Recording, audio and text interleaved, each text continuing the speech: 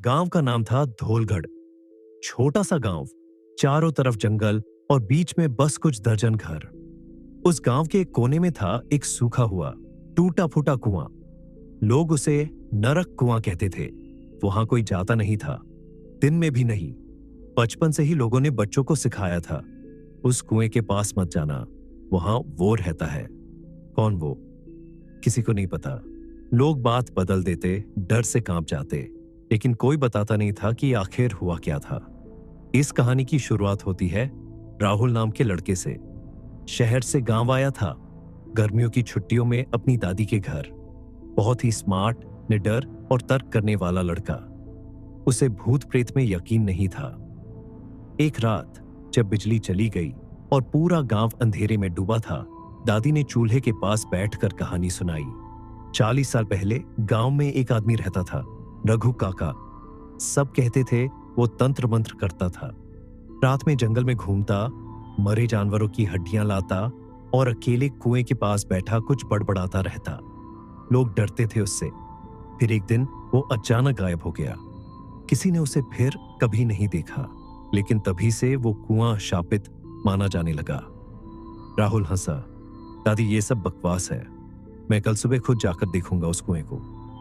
दादी ने कांपते हुए उसका हाथ पकड़ा।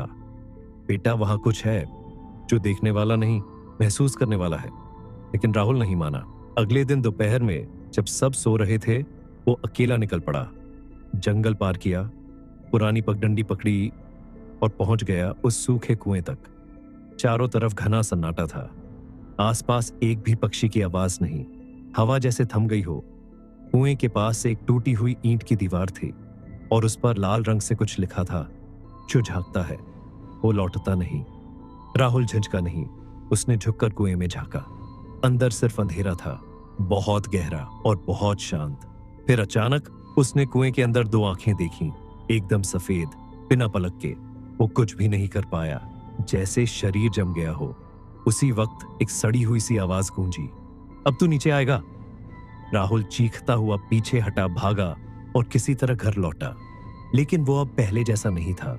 चुप रहता, खाना नहीं खाता, रात को नींद में बड़बड़ाता, मुझे खींच रहा है, वो मुझे बुला रहा है। दादी ने पुजारी बुलाया, सबने पूजा करवाई, हवन करवाया। कुछ दिन सब ठीक लगने लगा, लेकिन फिर एक रात राहुल अपने कमरे से गायब हो गया। दरवाजा अंदर से बंद था, खिड़की भी। बस एक चीज मिली, तकिए के नीचे एक चिट्ठी। उसमें लिखा था, मैं वापस जा रहा हूं, वो मुझे बुला रहा है और इस बार मैं जाना चाहता हूं। गांव वालों ने कुएं तक खोजबीन की, लेकिन कुछ नहीं मिला। उस दिन से कुएं के पास एक और नाम जोड़ दिया गया, राहुल। अब अगर कोई उस कुएं के पास जाए तो उसे किसी के फुसफुसाने की आवाज आती है, नीचे आओ, यहां सब है, रघु भी, राहुल भी, अब तुम भी। लोग कहते हैं उस कुएं में गिरने की जरूरत नहीं, बस झांक लो और वो तुम्हें बुला लेगा। अगर आपको ये कहानी पसंद आई हो तो चैनल को सब्सक्राइब करना मत भूलना।